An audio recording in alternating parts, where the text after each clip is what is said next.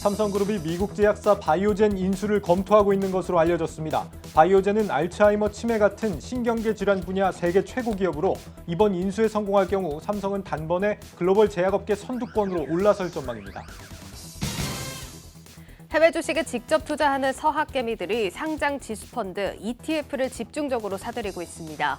레버리지가 3배에 달하는 초고위험 ETF에도 서학개미들의 뭉칫돈이 몰리고 있어 주의가 필요하다는 지적입니다. 내년 집값이 상반기 조정을 받은 뒤 하반기에 다시 오르는 상저하고 흐름을 보일 것으로 점쳐지고 있습니다. 입주 물량이 올해보다 줄어드는 서울은 전세난이 가중돼 집값 상승의 불쏘시개로 작용할 수 있다는 분석입니다. 사상 처음 코스피 3000 시대를 개막한 올해 주식시장이 오늘 마감했습니다. 유가증권 시장에서만 73조 원 이상 주식을 사들인 동학개미는 국내 증시가 연일 신기록을 세우는 데 주축이 됐다는 평가입니다.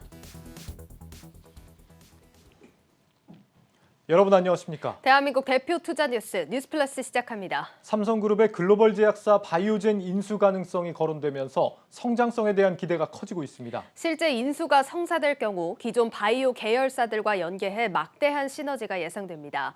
50조 원에 달하는 초대형 M&A, 그 배경과 전망을 양재준 기자가 짚어봤습니다. 지난 2009년 바이오 사업에 첫 진출한 삼성그룹은 바이오시밀러 개발과 상업화를 위한 합작법인인 삼성바이오에피스를 2011년 설립하면서 미국 바이오젠을 끌어들였습니다. 이후 삼성바이오에피스가 바이오시밀러 제품 상용화에 성공하면서 바이오젠은 삼성이 만든 바이오시밀러의 글로벌 생산과 판매를 담당해 왔습니다. 이재용 삼성전자 부회장은 지난 8월 시스템 반도체와 바이오, 차세대 통신, 인공지능 등에 향후 3년간 240조 원을 신규로 투자하겠다고 밝힌 이후 바이오 업계에서는 인수합병 가능성이 꾸준히 제기돼 왔습니다. 코로나19의 장기화로 인해 백신과 치료제의 중요성이 두드러지고 고령화가 가속화하면서 바이오 산업이 미래 성장 동력으로 부상한 데 따른 것입니다. 삼성이 인수에 눈독을 들이는 바이오젠은 올해 초 미국 식품의약국 FDA로부터 허가를 받은 알츠하이머성 치매 치료제 아두카누맙 등을 비롯해 신경질환 분야에 특화된 바이오텍입니다. 바이오젠의 지난해 매출액은 134억 달러, 우리 돈 약 16조 원 규모로 글로벌 시장에서 독일 베링거 인게라인과 비슷한 19위를 기록하고 있습니다. 이번 인수가 성사될 경우 국내 제약 바이오 업계가 글로벌 빅파마를 인수하는 첫 사례가 된다는 점에서 바이오 업계도 예의주시하고 있습니다. 바이오젠 같은 기술력이 있고 그다음에 글로벌 마케팅이나 글로벌 브랜드가 있는 회사를 우리가 M&A를 하게 된다면 국내 산업을 글로벌 시키는 데도 장점이 있을 거고 한국 바이오 산업의 그 글로벌 경쟁력을 도약하는 데 좋은 기회가 될 것 같고. 바이오 업계에서는 이번 인수 전에 삼성전자가 직접 나설 것으로 예상하고 있습니다. 인수 자금만 약 50조에 달할 것으로 예상되는 초대형 빅딜이라는 점에서 자금 조달 부분도 간과할 수 없기 때문입니다. 바이오젠을 인수할 경우 삼성바이오로직스, 삼성바이오에피스까지 4세대 신약과 바이오시밀러의 개발과 글로벌 판매망 구축, 의약품 위탁 생산까지 수직 계열화가 가능하다는 점에서 긍정적입니다. 바이오 의약품 위탁 생산에서 스위스 론자, 독일 베링거 인게라임 등과 패권 경쟁을 벌였던 삼성그룹이 바이오 사업에 진출을 선언한 지 13년 만에 국내 바이오 사업의 한 획을 긋는 초대형 M&A에 성공할지 주목됩니다. 한국경제TV 양재준입니다. 코로나 창궐 이후 2년간 미국 시장에서 국산 신약이 판매 허가를 받은 사례는 찾아볼 수 없었습니다. 물리적인 왕래가 어렵다 보니 실사를 받는 데 제약이 따랐던 건데 하지만 내년에는 상황이 다를 것 같습니다. 한미약품과 유한양행을 비롯해 다양한 제약사들이 미국에서 신약 출시를 노리고 있는 것으로 나타났습니다. 신동호 기자입니다. 지난 2019년 11월 SK바이오팜의 뇌전증 신약인 세노바메이트가 미국 식품의약국의 판매 허가를 획득한 후 그동안 국산 신약 출시가 잠잠했습니다. 하지만 내년에는 최대 5개의 국산 신약들이 미국 시장에 문을 두드릴 예정입니다. 가장 주목받고 있는 국산 신약은 한미약품의 비소세포 폐암 치료제 포지오티닙입니다. 포지오티닙은 FDA로부터 패스트트랙을 지정받은 가운데 해당 적응증으로 현재까지 FDA가 승인한 치료제가 없는 만큼 빠른 허가를 기대하고 있습니다. 여기에 경구용 유방암 치료제 오락솔과 호중구 감소증 치료제 놀로틴스까지 합치면 한미약품은 미국 시장에서 신약 3종을 출시할 것으로 예상됩니다. 유한양행이 얀센의 기술 수출한 레이저 티닙은 비소세포폐암 2, 3차 치료제 조건부 허가를 노리고 있습니다. 올해 초 랭라자라는 이름으로 식약처로부터 국산 신약 31호로 허가를 받은 제품으로 유한양행은 국내 1호 글로벌 블록버스터 신약으로 키워나갈 계획입니다. 특히 미국 FDA의 허가가 완료될 경우 유한양행은 얀센으로부터 기술 수출에 따른 성과 보수인 마일스톤 역시 2천억 원가량 받을 것으로 예상됩니다. 메지온의 심장질환 치료제 유데나필도 내년 FDA 승인 관문을 통과할 국산 신약으로 꼽힙니다. 이 밖에도 셀트리온의 코로나19 치료제 레그담비맙과 HLB의 표적항암제 리보세라립도 바이오 업계에서 허가를 기대하고 있습니다. 전문가들은 FDA 허가가 미국 시장 진출과 글로벌 블록버스터 신약 탄생에 의미를 갖는다고 설명했습니다. 글로벌 신약으로 발돋움하는 기반 검증 내지는 통할 수 있는 중요한 단초가 되는 부분이라고 생각하고요. 코로나19 해소가 되면 결국에는 승인이 좀 지연됐던 것들이 좀 가시화되지 않을까. 더 나가서는 이제 블록버스터로 나갈 수 있는 검증된 그러한 프로세스이기 때문에 이 부분에 대해서는 뭐 아무리 강조해도 지나치지 않습니다. 코로나19 사태로 지난 2년간 침묵 모드였던 국산 신약들이 내년에는 미국 시장 진출을 위해 다시 기지개를 켤지 주목됩니다. 한국경제TV 신동호입니다. 내년 치열한 글로벌 경쟁이 예상되는 업종 하면 단연 전기차를 꼽을 수 있죠. 올해보다 훨씬 다양한 전기차들이 출시를 앞두고 있는데 그런데 특히 내년 전기차 전쟁은 주행거리 싸움이 될 것이라는 분석이 나옵니다. 국내 기업들에게는 새로운 숙제로 떠올랐습니다. 송민화 기자입니다.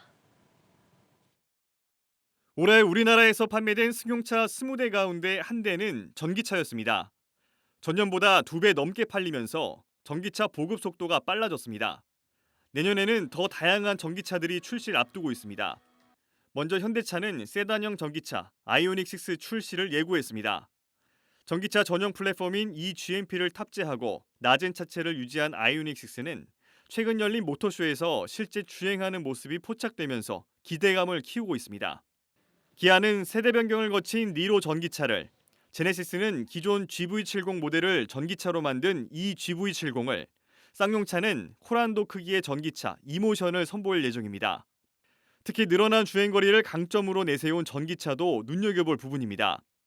미 나스닥에 상장한 중국 전기차 브랜드 니오는 최근 열린 신차 공개 행사에서 한 번 충전에 최대 1000km를 주행할 수 있는 세단형 전기차 ET5를 공개하기도 했습니다. 아직 국내 출시 계획은 없지만 만약 출시된다면 단 한 번 충전으로 서울과 부산을 왕복할 수 있을 전망입니다. 메르세데스 벤츠는 자체 개발한 전기차 플랫폼을 통해 주행거리 최대 700km대의 EQS를 올 하반기 선보인 데 이어 내년에는 EQ2도 내놓을 예정입니다. 이처럼 다양한 브랜드들이 주행거리를 늘린 전기차 출시를 서두르는 데에는 충전 인프라가 전기차 보급 속도를 따라오지 못하기 때문이라는 분석이 우세합니다. 결국 전기차를 자주 충전하는 대신 한 번 충전으로 더 오래 달리도록 만들어 타 브랜드보다 경쟁 우위를 점하겠다는 의도로 풀이됩니다.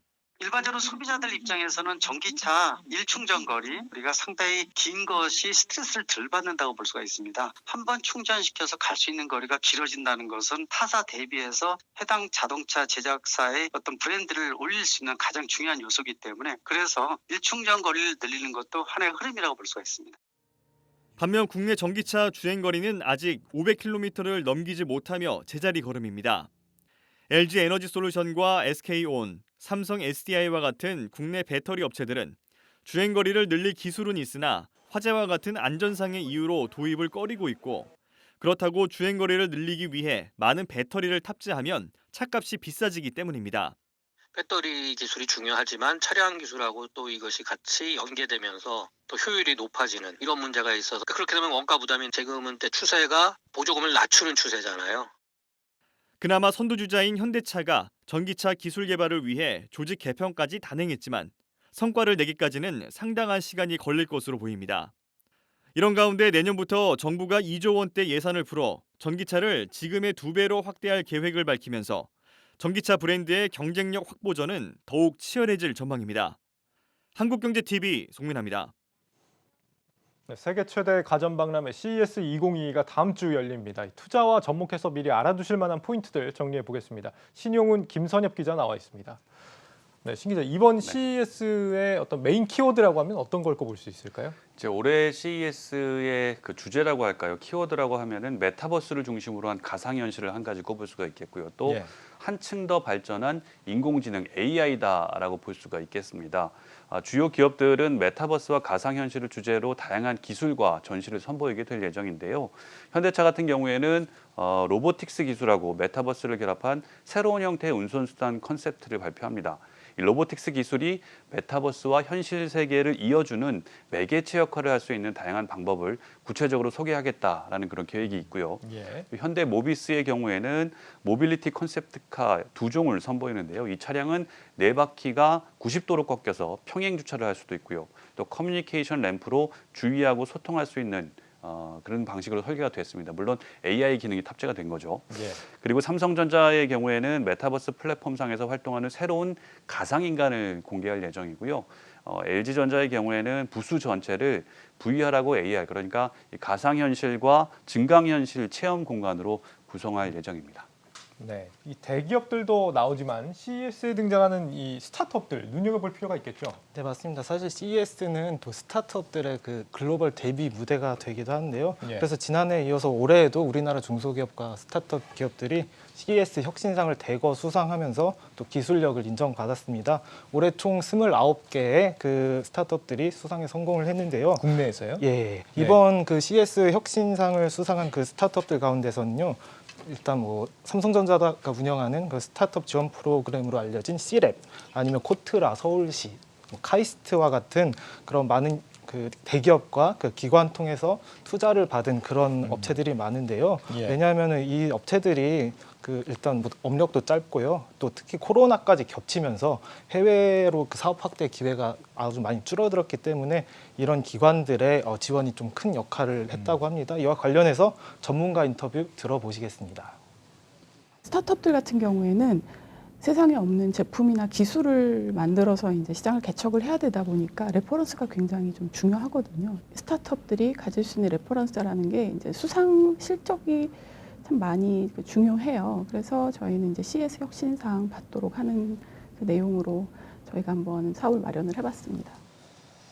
네, 자, 그렇다면 올해 국내 스타트업 중에 가장 기대를 모으는 곳이 어디입니까? 네, 우선 가장 또 화제가 된 곳이 있습니다. 왜냐하면 최고 혁신상 수상한 기업이 있는데요. 그 삼성전자랑 이제 이곳인데요, 바로 예. 그 펜나우라는 스타트업입니다. 이름에서도 알 수 있듯이 반려동물 관련 스타트업인데 여기는 그 비문, 그러니까 코 무늬로 신원 인식을 하는 그런 앱을 개발하는 그런 스타트업인데요. 지문 말고 비문? 예, 지문이 왜냐하면 강아지들은 움직이기 예, 때문에 예. 비문이 상대적으로 좀 쉬운 걸로 알려져 있는데요. 네. 특히 유기견 문제가 전 세계적으로 좀 대두가 되면서 또 이게 국내뿐 아니라 미국 시장에서도 좀 공감대를 형성했고 그 가치를 인정받은 것입니다. 이와 관련해서 임준호 펜나우 대표 인터뷰 직접 들어보시겠습니다.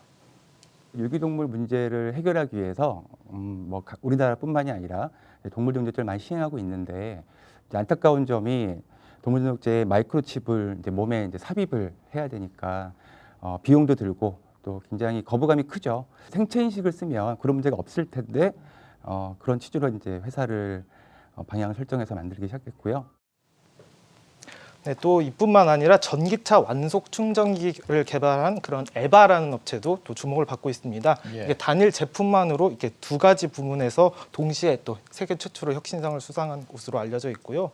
또 뭐 탈모 예방 서비스를 개발한 룰루앱, 아니면은 증강현실 안경 개발 스타트업 레티널 등도 이번에 좀 주목해 볼 만한 그런 스타트업으로 꼽히고 있습니다. 예. 이 CES가 컨슈머 일렉트로닉스 쇼의 약자란 말이죠. 요즘도 뭐 이제 차도 나오고 뭐 다양한 제품들이 나오긴 하지만 역시 이제 중심이 되는 건 가전인데 미래 가전이 진화하는 방향은 어떤 식이다 이렇게 봐야 될까요? 미래 가전의 키워드라고 한다면 바로 연결성이라고 할 수가 있겠습니다. 독립된 가전을 하나의 유기체처럼 연결하는 작업들이 지금 세계적인 가전업계 트렌드다라고 할 수가 있겠는데요. IoT 기술을 발전하면서 앱 하나로 집안에 있는 가전기기들 연결하는 세상, 이미 이제 우리는 오래전부터 경험을 해왔지 않습니까? 예. 근데 여기서 하나 더 나가서 모든 가전들이 유기적으로 연결되는 거죠. 예를 들면은 TV를 보다가 누가 초인종을 눌렀을 때 그 초인종 누른 사람 얼굴을 확인하고 또 문까지 열어주는 그런 기술이 지금 나와 있는 상황이고요. 예. 또 여기에다가 음성 인식으로 냉장고 안에 무슨 오늘 저녁거리 반찬이 어떤 재료가 남아 있는지 확인하고 모자란 재료를 주문까지 해주는 그런 기술들이 대거 올해 CES는 선보일 예정입니다. 네, 그렇다면 이런 가전 신기술들을 좀 기대해 볼 만한 그런 업체들, 주요한 업체들 어디가 있을까요? 근데 또 해외 기업들, 업체들이 또 많은데 지금 연결성에 대해서 좀 강조를 하셨는데요. 글로벌 빅테크 기업 중에서도 이 IT 기술 연계한 그런 스마트홈 제품들을 이렇게 선보일 예정이라고 합니다. 예. 특히 국내 슬립테크 업체로 알려져 있는데 슬립이 잠 자는 거, 수면을 분석하는 건데요. 예. 그 에이슬립이라고 한 스타트업이 개발한 그런 수면 측정 기능이 탑재된 아마존 알렉사의 스마트홈 스피커를 이제 대표적인 좀 기대되는 그런 제품으로 꼽을 수가 있겠고요. 예. 또 무선 스피커나 아니면 새로운 라인의 360 리얼리티 오디오를 공개할 것으로 좀 기대가 되는 소니도 아마 또 주목을 해볼 필요가 있겠습니다. 그리고 코로나가 계속 이어지고 있잖아요. 그래서 손을 대지 않고 이제 작동을 시킬 수 있는 다양한 기술이 이번에 좀 각광을 받을 것으로 좀 보이거든요. 뭐 예. 냉장고, 수도꼭지 아니면 화장실 같은 데서도 그렇고요. 아까 그 초인종에 대해서도 말씀하셨는데 비대면으로 작동시킬 수 있는 이런 갖가지 스마트홈 솔루션들이 그 어느 때보다 주목을 받을 것으로 전망되고 있고요. 예. 제가 이렇게 좀 찾아보니까 평소와 같으면 이제 주목을 받지 못했을 기술들이 이제 이번에 주목을 받게 된 건데, 예를 들어 위생 관련된 뭐 일본 기업이 있는데 뭐 무이나 에어라보, 그러니까 예를 들어 손을 이렇게 넣으면 바로 물이 튀기지 않고 바로 흡수가 되는 그런 제품인데요. 이것도 뭐 혁신상을 받았다고 합니다. 그렇군요.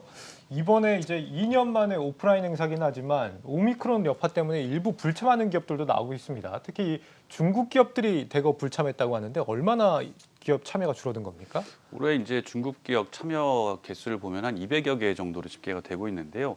2020년이었죠. 셧다운 되기 전에 오프라인 행사 당시에 중국 기업 참여 수가 1,368곳이었습니다. 예. 그때랑 비교하면 6분의 1 정도로 급감을 한 셈인데, 사실 중국은 2008년 역대 최대 기업인 1,500여 개가 참여를 한 이후에 매년 미국 다음으로 가장 많은 기업들이 CES에 참여를 했었습니다. 예. 뭐 일각에서는 CES의 C가 차이나 아니냐, 중국 전자쇼가 아니냐라는 말이 나올 정도로 정말 많이 굉장히 참여했었는데. 많은 기업들이 참여를 했었고 예. 부스 크기도 엄청나게 제작을 해서 참여를 했었는데 지난해부터는 참가 기업 수가 200여 개 수준으로 줄더니 올해 역시 좀 냉랭한 모습을 보이고 있습니다. 이렇게 중국 기업들만 유독 불참한 건 확실히 좀 다른 배경이 있다 이렇게 봐야겠죠?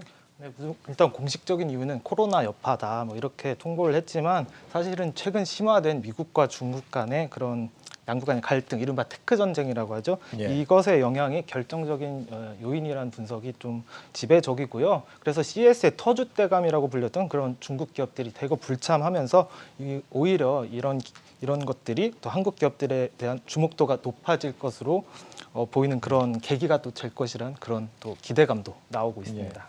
이 베이징 올림픽 보이콧이 겹쳐 보이는 건 왜일까요? 사실 중국뿐 아니라 일부 유명한 글로벌 기업들도 불참을 선언하긴 했습니다. 맞습니다. 사실 뭐 오미크론 변이가 상당히 큰 영향을 미쳤다라고 할 수가 있겠는데, CES 주간사인 CTA 자료를 보면요, 올해 참여 기업은 2,200여 개 수준입니다. 예. 2020년 오프라인 행사 당시에 4,500개 기업이 참여했던 것하고 비교를 하면은 절반 수준밖에 안 되는 그런 상황인데요.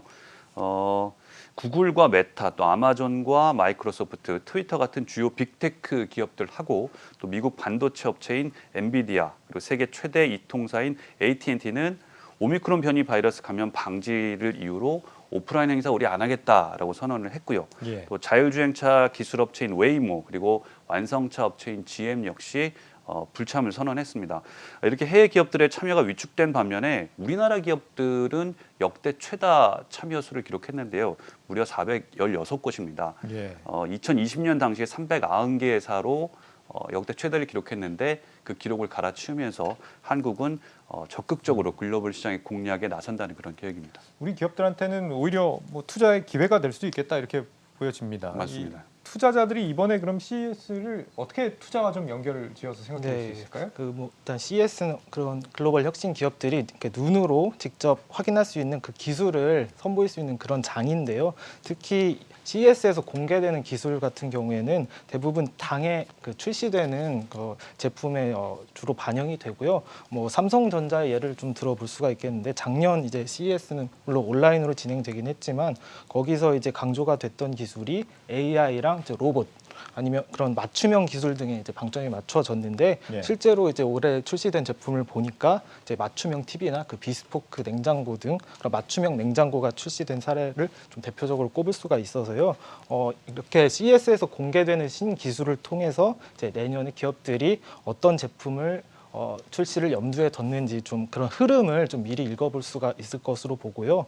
또 이뿐만 아니라 요즘 이렇게 자율주행차 굉장히 투자자들 분들 사이에서 굉장히 좀 핫한 종목인데요. 관련주인 뭐 현대오토에버나 뭐 만도 등이 좀 최근에 CES 소식과 함께 좀 상승하는 그런 모습을 보였는데 네. 이번 CES를 통해서도 좀 기대되는 부분이 이제 기존보다 조금 더 완성도가 높아진 그런 자율주행 기술이 공개될 것이라는 그런 기대감이 지금 나오고 있어서 이런 부분들을 직접 확인하시면서 투자 전략을 좀 세우시면 좋을 것 같고요. 또 마지막으로 또 단기적으로 CES에서 그 신제품 발표회 여러 개 있거든요.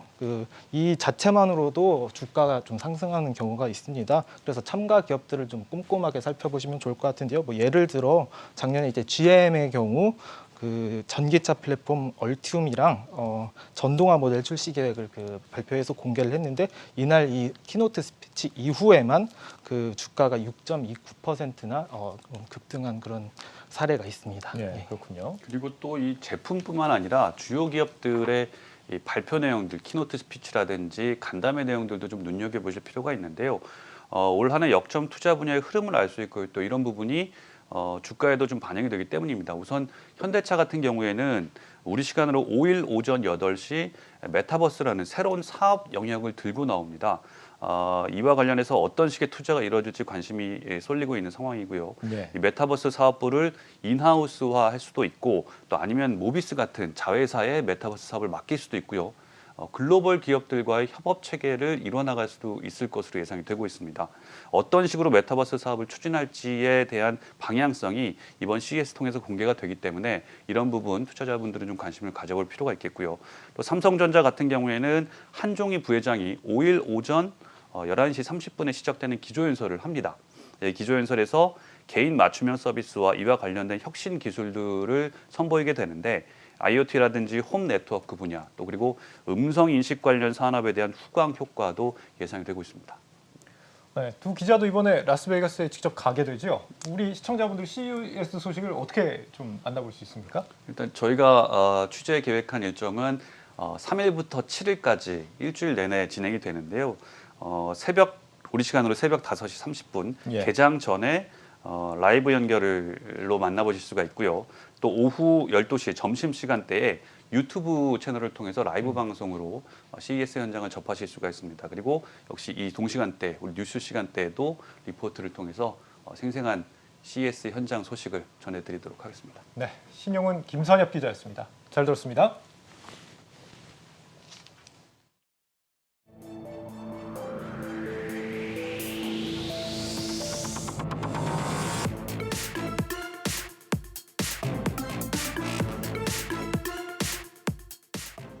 국내에서 은행주는 전통적인 고배당주로 꼽히지만 선호하는 투자자들이 많지가 않습니다. 주가가 잘 안 오른다는 인식 때문인데 미국 은행주들과 비교해서 실제 얼마나 차이가 나는지 김보미 기자가 비교 분석해봤습니다.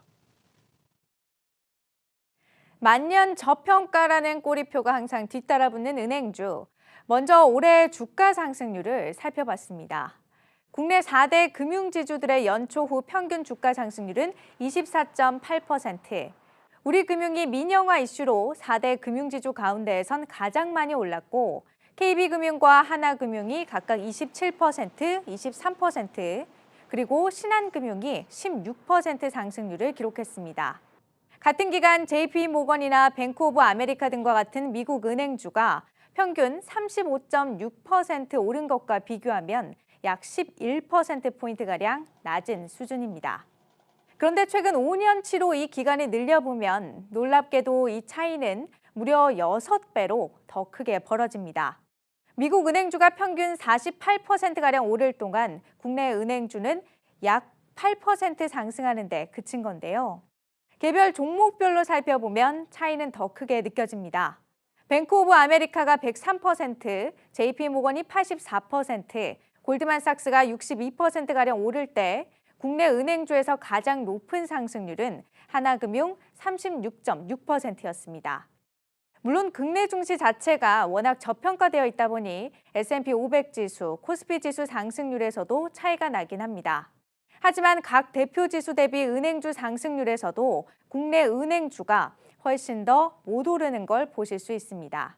상황이 이렇다 보니 주가 순자산 비율 PBR은 당연히 1배를 밑돌 수밖에 없겠죠. 국내 4대 금융지주들의 PBR은 0.4에서 0.5배 사이에 머물러 있습니다. 각 금융그룹의 시가총액이 실제 순자산의 절반 수준에 불과할 정도로 주가가 낮게 형성되어 있다는 의미입니다. 반면 JP모건 1.99배를 시작으로 골드만삭스, 뱅크 오브 아메리카, 웰스파고 등은 모두 1배를 넘어서고 있습니다. 한국경제TV 김보미입니다. 네, 부진한 국내 은행주 정치경제부 문성필 기자와 자세히 짚어보겠습니다. 문 기자, 이 네. 국내 은행들이 시장에서 이렇게 저평가받는 건 어디에 원인이 있다고 해야 될까요? 가장 먼저요. 해외 금융회사들과 비교해 봤을 때 주주들에게 돌아가는 배당금이 적다는 점입니다. 네. 이를 살펴볼 수 있는 지표가 있는데요. 바로 이제 배당 성향입니다. 당기 순이익 중에 현금으로 지급되는 배당금의 총액을 의미하는데요. 다른 조건들이 비슷하다면 이 배당 성향이 큰 기업일수록 주식 가격도 일반적으로 높습니다. 예. 지난해를 기준으로 미국 금융회사들과 한국 금융회사들의 이 배당 성향을 한번 비교를 해보겠습니다. 미국 내 금융회사들은요, 지난해 배당 성향이 40.39%에 달했습니다. 그렇다면 같은 기간 한국은행들의 배당 성향은 어땠을까요? 20.77%로 절반 정도 수준에 불과합니다. 예. 결국은 주주들이 기대할 수 있는 배당 수익이 해외 금융회사들보다 적으니까 당연히 투자자들의 관심도 떨어질 수밖에 없죠. 버는 거에 비해서 배당을 너무 적게 한다 이런 건데 국내 은행이 유독 이렇게 적은 이유가 있습니까? 먼저 이제 지난해 코로나19의 어떤 불확실성을 이유로 각국 정부가 지난해 3분기부터 이제 배당 성향을 제한을 하긴 했습니다. 네. 뭐 이제 한국은 물론 미국도 마찬가지였는데요. 그때 여기에 차이가 존재합니다. 한국의 경우는 금융당국이 배당 성향을 20% 이내로 제한해라 이렇게 구체적인 수치를 제시했는데요. 미국 금융회사들은요.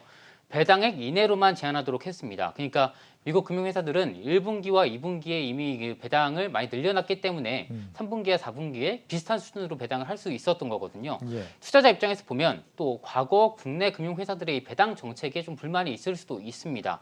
일례로 과거 국내 은행들은 이익이 감소하면 배당금도 줄였습니다.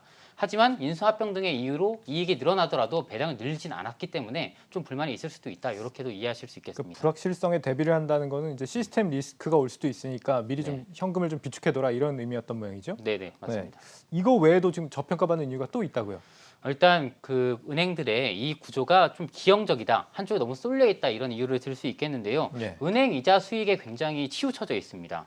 5대 금융지주들은요, 올해 3분기까지 이제 누적 순이익이 13조 원을 넘기면서 사상 최대 실적을 기록했습니다. 근데 은행 수익에 굉장히 쏠려 있었습니다. 한국은행에 따르면요, 올해 상반기 기준 한국은행들의 총 영업이익에서 이자 이익이 차지하는 비중이 86.15%나 됩니다. 그러니까 비이자 이익 비중이 13.85%에 그치고 있는데요. 뱅크 오브 아메리카가 약 46%, 그리고 홍콩 상하이 은행이 50%에 달하는 점을 감안하면 그 차이가 굉장히 큽니다. 여기서 말하는 비이자 이익이라는 건 그러니까 뭐 투자은행 수익이나 네, 뭐 수수료 그렇습니다. 수익, 뭐 자산관리 이런 걸 얘기하는 거겠죠? 자산운용이나 어떤 네. IB, 투자에서 어떤 여러 가지 수익 이런 것들을 의미합니다. 네. 그리고요? 그리고 또 이제 한국은행들이 저평가 이유를 분석할 때 이제 빠지지 않는 것들이 이제 규제 같은 거잖아요. 규제. 네. 예. 이 규제도 한번 살펴볼 필요가 있습니다. 몇 년 새에 금융당국이 왜 주택담보대출과 같은 가계대출 규제를 굉장히 강화했잖아요. 예. 이렇게 되면 은행들은 대출 상품을 팔아서 수익을 거둬야 되는데 이 대출 상품을 팔지 못하니까 당연히 기대한 만큼 수익을 거두기 어렵겠죠. 여기에 인수합병을 통해서 이제 비금융 부분까지 사업을 다각화하고 싶어도 이 규제로 제한을 받고 있습니다. 은행은 비금융자회사 지분 소유를 은행법에서 제한받고 있기 때문인데요. 은행법 37조를 살펴보면요. 은행은 다른 회사 등의 의결권 있는 지분증권의 15%를 초과해 소유할 수 없다고 규정하고 있습니다. 예. 금융그룹 지주사들 역시 비금융자회사 지분 소유를 제한받고 있습니다. 최근에 그 금융앱 토스랑 토스은행을 운영하고 있는 비바 리퍼블리카라는 회사가 예. 그 모빌리티 회사인 타다를 인수해서 좀 화제가 되기도 했잖아요. 금융회사들도 이것처럼 비금융 회사들을 좀 인수합병을 하고 싶어도 사실 이 법에 제한돼서 할 수 없는 셈이죠. 주가는 이 미래 가치를 반영하지 않습니까? 예. 이 당장 실적이 좋아도 이제 뭐 성장 가능성이 보이지 않으면 사실 주가가 오르기 힘든 구조인데. 규제로 인해서 사업을 진출 제한을 받게 되면 당연히 성장 가능성에 의문이 들 수밖에 없죠. 이와 관련해서 전문가 이야기도 한번 들어보시겠습니다. 예. 당장 이건 배당주라고 다들 보시지 성장주라고 보시는 분 아무도 안 계시니까 내년에 배당이 올해보다 의미 있게 늘었더라면 주가도 그거는 일부 반영을 하겠죠. 당장은 돈이 드시면 5년 뒤, 10년 뒤에는 다 잡아먹혀가지고 배당 되겠어 이제 이래버리면 점점 디스카운트는 더 심해지겠죠. 네, 자 그렇다면 이 저평가를 벗어나기 위해서 우리 은행주들 어떻게 좀 달라져야 됩니까? 일단 그 자사주 매입과 같은 적극적인 주주 환원 정책을 펼칠 필요가 있다. 이런 이야기들이 나오고 있습니다. 이 자사주 매입을 하면요. 주식 유통 물량이 줄어들기 때문에 일시적으로 주가가 오르고 또 이렇게 매입한 자사주를 소각하게 되면 주주들에게 이익이 환원되는 그런 효과가 있거든요. 예. 근데 이제 우리나라 같은 경우는 그러니까 한국 금융회사들 같은 경우는 일부 임원들의 자사주 매입이 있긴 했지만 그 수준이 굉장히 미미하다고 볼 수 있거든요. 올해만 해도 사실 미국의 경우 뱅크 오브 아메리카 같은 경우는 약 250억 달러 규모의 자사주를 매입했고 모건 스탠리도 내년 6월까지 120억 달러 규모의 자사주를 매입하겠다 이런 계획을 밝힌 바가 있습니다. 정부 규제도 보다 완화될 필요가 있는데요. 금융회사들은 사실 이 핀테크 기업을 인수하는 데 있어서 지분 취득 규제를 완화해달라고 금융당국에 제안을 했고요. 금융당국은 이에 대해서 법제도 개선보다는 가이드라인을 통해서 허용을 해주겠다 이렇게 밝힌 상황인데요. 중장기적으로는 법제도 정비를 위한 논의도 필요하다 이렇게 얘기할 수 있습니다. 알겠습니다. 네, 문성필 기자였습니다. 잘 들었습니다. 네.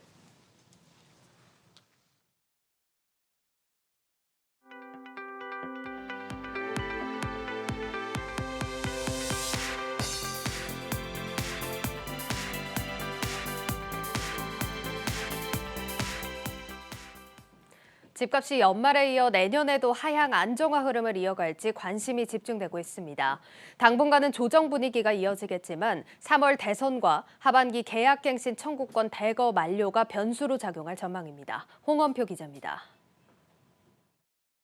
내년 주택시장은 상반기에는 조정을 받고 하반기에는 오르는 이른바 상저하고가 점쳐지고 있습니다. 세종과 대구가 수개월째 하락하고 있는 가운데 이달 들어 수도권 외곽과 서울 일부 자치구까지 하락 전환했습니다. 정부의 강력한 대출 규제로 인해 매수가 사실상 어려워졌기 때문입니다. 전문가들은 집값 조정 분위기가 당분간 이어질 것이라고 내다봤습니다. 하반기부터 시작된 금융당국의 대출 규제로 매수세가 위축됐는데요. 연초 대출이 재개되더라도 DSR 2단계 조기 도입 등 대출 관련 압박 수위는 여전해 시장의 관망세는 당분간 이어질 것으로 보입니다. 내년 상반기 주택시장의 최대 변수는 3월 대통령 선거입니다. 대선이 끝나 불확실성이 해소되고 새 정부의 부동산 정책이 발표되면 매매시장 분위기가 달라질 가능성이 있습니다. 또 하반기에는 전세시장 불안으로 집값 상승 가능성에 무게가 실리고 있습니다. 7월부터는 계약갱신 청구권을 한 차례 사용한 전세 수요가 신규 계약을 해야 하기 때문입니다. 지금도 같은 아파트 단지에서 계약을 갱신한 전셋값과 신규 계약 간의 가격이 수억 원씩 차이 납니다. 이 때문에 전셋값이 키 맞추기에 들어가면서 매매 가격을 밀어 올리거나 일부 수요는 중저가 지역이나 빌라 매매로 돌아설 가능성도 있습니다.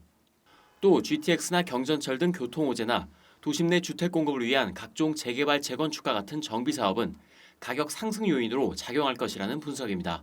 일부 매매 가격의 하락은 이런 외부 요인에 기초한 것이기 때문에 향후에 이런 제약 요인이 해소되는 순간 다시 인근의 개발 호재 같은 가격 상승 요인에 따라서 가격이 반등할 것으로 생각됩니다. 전문가들은 무주택자나 실수요자들은 현금 보유와 대출 여력을 따져본 뒤 상반기 중 매매하는 것도 나쁘지 않다고 조언했습니다. 한국경제TV 홍원표입니다.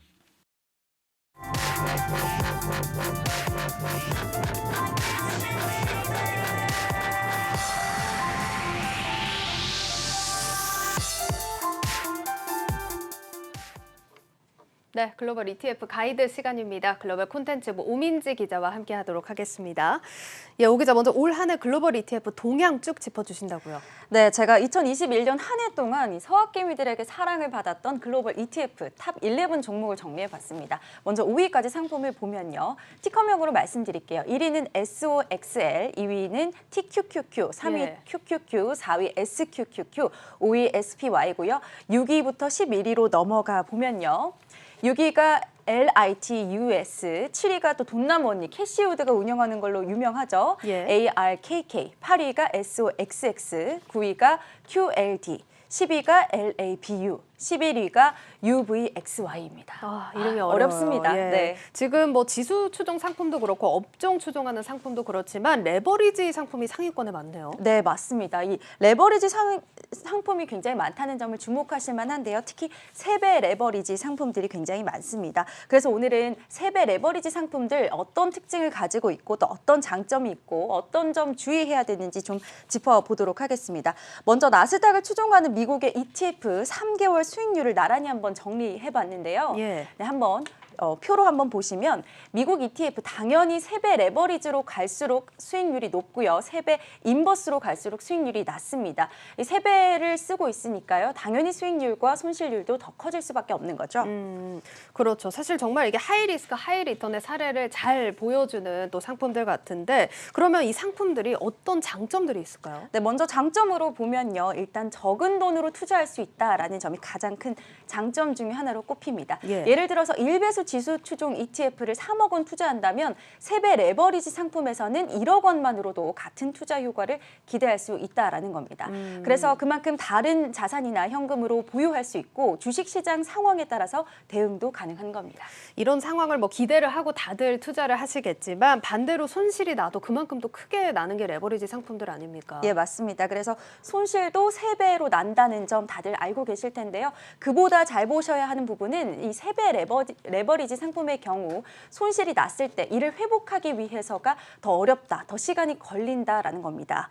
보시면은 변동성에 따른 지연 현상이라고도 얘기를 하는데요. 예. 예를 들어서 1,000만 원으로 투자를 한다고 가정을 하면 10% 지수가 하락을 했을 때 1배수는 900만 원으로 떨어집니다. 그리고 다시 원래 가격으로 올리려면 11.11%나 올라야 되죠. 예. 자, 3배 레버리지 상품으로 넘어가 볼까요? 1,000만 원으로 투자를 한다고 했을 때 지수가 10% 떨어지면 30% 하락을 하겠죠. 그러면 700만 원까지 떨어집니다.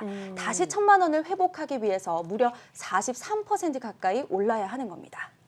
지금 뭐 사실 회복하는 것도 3배 혹은 더 넘게 시간이 걸릴 수도 있다는 건데 실제 우리가 참고해 볼 사례가 있을까요? 네, 맞습니다. 실제로 ETF 상품도 수익이 이런 식으로 좀 동향이 나온 적이 있는데요. 예. 먼저 다우지수를 1배수로 추종하는 DIA 상품을 보겠습니다. 지난 2020년 3월 코로나19의 충격으로 크게 떨어졌고요. 지난해 2월 14일을 기점으로 폭락을 했고 그해 다시 11월에 그 수준으로 회복을 했습니다. 반면 UDOW라는 상품으로 한번 넘어가 보겠습니다. 이 지수는 다우지수를 3배수로 추종하는 ETF인데요. 2월 14일 기점으로 폭락을 했고요. 올해 4월이 되어서야 회복을 했습니다. 이 두 지수 사이에서 6개월의 드래그, 지연 현상이 있었던 거죠.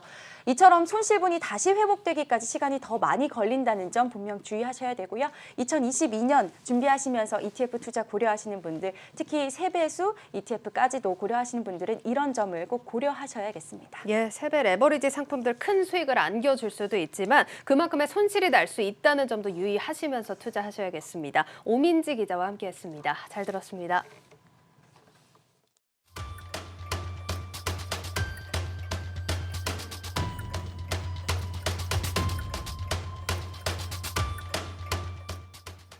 네, 2021년 우리 증시가 오늘로 끝이 났습니다. 올해 우리 증시에서 가장 기억에 남는 일 하면 어떤 게 떠오르시나요? 2021년 증시 7대 뉴스 박찬희 기자가 정리해봤습니다. 한국경제TV 증권부가 올해 시장의 중심이 된 개인 투자자에 초점을 맞춰 2021 증시 7대 뉴스를 선정했습니다. 1위에는 개인 투자자의 해외 투자가 대폭 확대됐음을 보여주는 서학개미 전성시대가 차지했습니다. 미국 증시가 작년에 이어 올해도 사상 최고치 행진을 이어가면서 해외 주식에 투자하는 서학개미가 크게 증가했습니다. 한국예탁결제원에 따르면 올해 해외 주식 결제 대금은 전년 대비 2배나 급증했고 해외 주식 보관 금액도 지난해보다 약 60%나 늘었습니다. 2위에는 IPO 시장 화랑이 선정됐습니다. 코스피와 코스닥 시장에서 성장주에 대한 기대감이 커지자 올해 IPO 시장에는 개인 투자자들이 몰려들었습니다. 이에 따라 공모 금액이 20조 원을 돌파하면서 사상 최대치를 달성했는데 종전 최대 규모였던 2010년 대비 2배 넘게 많았습니다. 3위에는 메타버스와 NFT 같은 미래 산업에 대한 투자 열풍이 꼽혔습니다. 올해에도 코로나19 사태가 장기화되자 메타버스와 NFT 등 미래 산업이 급부상했습니다. 특히 관련주들은 시장의 관심을 넘어 개인 투자자들 사이에서 투자 열풍까지 일기도 했습니다. 메타버스 대표주인 위즈윅 스튜디오는 11월 한 달간 주가가 80% 넘게 올랐고 NFT 대표주인 위메이드는 10월부터 11월 말까지 3배 넘게 급등했습니다. 4위에는 ETF 500 종목 돌파가 선정됐는데 변동장세로 인해 업종 전체에 투자하는 개인들이 많아졌음을 보여준 사례였습니다. 이어 기업의 사회적 책임을 강조하는 분위기 속에 ESG 산업 투자 확대가 5위를 차지했고 그 뒤로 쿠팡 미국 증시 상장과 코스피 3,000포인트, 코스닥 1,000포인트 돌파가 각각 위치했습니다. 올해 국내 증시는 사상 최대라는 제목의 뉴스가 많았지만 그 이면에는 극심한 변동성 속에 동학개미의 눈물이란 말이 나올 만큼 아쉬운 모습을 보였습니다. 다가오는 새해에는 올해의 부진을 딛고 희망적인 뉴스와 투자 성과가 많이 나오기를 투자자들은 고대하고 있습니다. 한국경제TV 박찬유입니다. 네, 어느덧 올해 증시도 막을 내렸습니다. 돌이켜보면 참 우여곡절이 많은 한 해였는데요. 이번 순서는 올해 증시를 뜨겁게 달궜던 특징주 탑5를 정리하고 내년 시장도 준비해보도록 하겠습니다. 증권부 박혜린 기자 나와 있습니다. 예, 박 기자, 오늘 좀 큰 상승세로 마감을 하길 바랬는데 오늘은 좀 아쉽게 마감을 했는데 이런 시장 상황 전반적으로 좀 짧게 정리를 해볼까요? 네, 폐장일인 오늘 우리 증시는 거래량이 부진한 가운데 코스피는 결국 3,000선을 버티지 못하고 마감을 했습니다. 오늘 코스피 지수는 어제보다 0.42% 내린 2,980.78의 장을 마쳤고 코스닥은 0.58% 오른 1,033.97에 마감을 했습니다. 알겠습니다. 자, 오늘 좀 아쉽게 끝났는데 올 한 해 증시 도 그러면 쭉 정리를 해보죠. 예, 상반기까지는 참 분위기가 좋았는데요. 예. 하반기로 접어들면서 힘을 쓰지 못한 모습이었습니다. 올해 코스피 상승률은 약 5%에 그쳐서 이 G20 증시 대표 지수 중 18위를 기록을 했습니다. 예. 코스피보다 상승률이 낮은 국가는 단 중국과 브라질 두 곳밖에 없었습니다. 사실 이렇게까지 낮은 순위일 줄은 좀 예상을 못했는데 그러면 또 걱정이 되는 게 앞서서 리포트에서도 봤지만 개인 투자자들 유입이 많았던 한 해였는데 네. 좀 성적표가 어떨지 걱정이 되네요. 예, 아쉽게도 성적표 또한 부진한 상황입니다. 한국거래소가 이 개인 순매수 상위 10개 종목의 이 평균 수익률을 따져봤더니 결과는 마이너스 9.4%였습니다. 예. 같은 기간 기관과 외국인이 담은 상위 10개 종목의 평균 수익률은 각각 4.8%, 0.9%였거든요. 예, 사실 추운 날씨만큼이나 이 쌀쌀한 성적표를 쥐고 가슴 하리하면서 이 내년을 준비하는 분들 많으실 것 같습니다. 예, 올해를 교훈 삼아서 내년 또 준비하면 되니까 너무 마음고생은 마셨으면 좋겠습니다. 자, 그럼 본격적으로 탑5 종목들 한번 살펴볼까요? 네, 그럼 2021년 증시에서 이 투자자들을 웃고 울린 특징주 5종목을 중심으로 올 한 해를 정리해 보도록 하겠습니다. 예, 먼저 개인 투자자들의 마음앓이하게 한 대표 종목 2종목 먼저 살펴보겠습니다. 예. 첫 번째는 삼성전자입니다. 예. 사실 올해 수많은 개인 투자자들의 증시 유입을 이끈 건 삼성전자 효과였습니다. 예, 삼성전자 올 초만 해도 10만 전자까지 넘보면서 이 많은 동학개미들의 자금을 끌어모았는데요. 예, 반도체 업황 부진에 보시다시피 주가가 줄곧 곤두박질 치더니 현재는 8만 원 선도 버티지 못하는 모습이었습니다. 예. 예, 올해 증시의 마지막 날인 오늘 삼성전자가 8만 원대에서 마감하느냐 아니냐를 두고도 많은 분들 노심초사하셨을 것 같은데 결국 0.63% 빠진 78,300원으로 마감을 했습니다. 예, 결국 7만 전자로 마감을 한 올해인데 삼성전자가 박 기자도 전해주셨지만 있지만 내년에 또 긍정적인 전망들 많이 나오고 있지 않습니까? 네, 맞습니다. 또 삼성전자는 대장주이기 때문에 지수 전반을 좌우해서 굉장히 중요한데요. 다행히 내년 전망 밝습니다.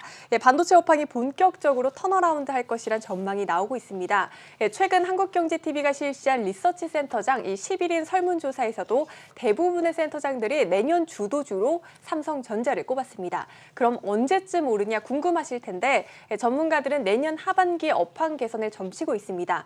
보통 반도체주는 업황을 6개월 선행하는 경향이 있기 때문에 내년 초쯤 주가에 반영될 수 있다고 보고 있는 겁니다. 주요 증권사들이 제시한 삼성전자 목표 주가는 97,000원 선입니다. 97,000원 목표가 좀 달성하길 바라보겠습니다. 자, 그럼 바로 다음 종목도 꼽아볼까요? 코스피에는 삼성전자가 있다면 코스닥에는 대장주 셀트리온 헬스케어가 있습니다. 그런데 주가 보여주시죠. 보시다시피 주가는 1년 내내 고꾸라지는 모습입니다. 올해 첫 개장일 16만 3천 원으로 시작한 주가는 오늘 기준 8만 원 선에 간신히 버티고 있습니다.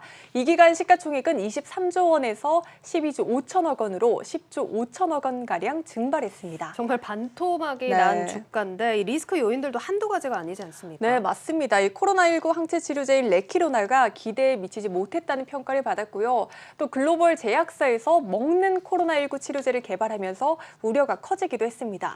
또 금융당국에서 분식회계 혐의를 조사하면서 투심이 얼어붙은 것으로 풀이가 됩니다. 이 과정에서 공매도 세력의 집중 타깃이 되기도 했습니다. 뭐 상황이 이래서 이 주주분들이 적극적으로 좀 권리를 찾으려는 움직임도 보였던 걸로 알고 있거든요. 네, 맞습니다. 이 주가가 줄곧 하락하는데도 회사가 별다른 행동을 취하지 않자 이 소액주주들은 지분 모으기 운동까지 전개하기도 했습니다. 다만 최근 셀트리온 측은 보시는 것처럼 주식과 현금을 동시 배당하는 방식 등으로 주주 달래기에 나섰습니다. 내년 3월 정기주주총회에서 최종 승인을 거친 후 지급될 예정입니다. 알겠습니다. 자, 이제 좀 분위기를 전환시켜서 올 한 해 개인 투자자들이 쾌재를 부른 종목들 얘기도 한번 나눠보죠. 네, 올 한 해 코스닥 시총 상위 종목들의 치열한 접전이 관전 포인트였습니다. 1위인 셀트리온 헬스케어의 주가가 부진한 가운데 2위 자리는 에코 프로 BM이 차지했습니다. 최근에 조금 주춤하긴 했지만 한 해 전반으로 보면 주가가 고공행진했는데요. 에코 프로 BM의 시가총액은 올해에만 4조 원에서 11조 원으로 7조 원가량 불어났습니다. 올 초 셀트리온 헬스케어의 시총 격차는 약 19조 원이었는데 현재는 1조 5천억 원가량으로 격차를 대폭 줄인 모습입니다. 지금 주가 상황만 봐도 지금 어마어마하게 상승폭이 집계가 되고 있는데 이슈들도 많았죠. 제가 단적으로 이 에코프로 BM만 말했지만 올해는 2차 전지 관련주들의 주가가 대부분 급등했습니다. 전기차 시장의 급성장에 따른 결과인데요. 증권업계에선 전기차 배터리 소재 분야의 주도주로 에코프로 BM을 꼽고 있습니다. 이 에코프로 BM이 글로벌 시장을 공격적으로 확대함에 따라 양극재 생산 능력이 대폭 늘어나고 규모의 경제 효과가 실적에도 긍정적인 영향을 미칠 것이란 전망입니다. 2차 전지 살펴봤고 다음 종목은 뭘까요? 올해 전 세계적으로 사실 K 콘텐츠들의 위상이 굉장히 높아진 맞습니다. 한 해였습니다. 여러 종목들이 있지만 BTS로 대표되는 하이브를 꼽아보도록 하겠습니다. 사실 저희가 저희 둘도 얘기를 많이 나눴지만 BTS가 세운 성과들을 지금 기억도 안 날 만큼 많잖아요. 네, 맞습니다. 이 BTS를 거머쥔 하이브는 코로나 가운데서도 올해 사상 최대 실적을 냈습니다. 증권업계에선 내년에도 사상 최대 실적을 기대하고 있는데요. 내년에는 글로벌 투어가 재개가 되고 또 음원과 음반 판매량이 폭증할 것이라는 예상이 나오고 있습니다. 또 올해 하반기 증권업계 화두는 뭐니 해도 이 메타버스와 NFT일 텐데 하이브 역시 메타버스, NFT 관련 다양한 사업을 전개하겠다고 밝혀 투자자들의 기대가 몰리고 있습니다. 맞습니다. 올해 또 가장 많이 들은 단어가 메타버스랑 NFT가 아닐까 싶거든요. 네, 특히 이들 테마에서 두각을 나타내는 건 엔터주와 게임주입니다. 오늘 기준 코스닥 시가총액 순위를 살펴보면 3위는 펄어비스, 5위는 카카오게임즈, 6위는 위메이드가 자리를 하고 있습니다. 위메이드는 올 첫 개장일에만 하더라도 코스닥 시총 112위였는데 1년 새 100계단 넘게 뛰어올랐습니다. 엄청납니다. 특히나 위메이드도 그렇지만 위메이드 자회사, 위메이드 맥스 상승폭이 어마어마하잖아요. 네, 맞습니다. 위메이드 맥스는 올해 최고 상승률을 기록하기도 했습니다. 블록체인 기반의 NFT 기술을 이용한 일명 돈 버는 게임인 미르4가 흥행한 후 이들 종목이 게임업계 NFT 열풍을 주도한 겁니다. 알겠습니다. 자, 이렇게 박혜린 기자와 함께 올해 증시를 정리하고 또 내년 증시 준비해보는 시간을 가졌습니다. 뭐 새해를 맞이해서 투자자분들한테 박 기자 한마디 해주시죠. 네. 이렇게 투자자 여러분들 올 한 해에도 정말 고생 많으셨습니다. 이민년 새해에도 성공적인 투자를 하시길 기원하겠습니다. 예, 여기까지 듣겠습니다. 지금까지 증권부 박혜린 기자와 함께했습니다. 고생하셨습니다. 고생하셨습니다.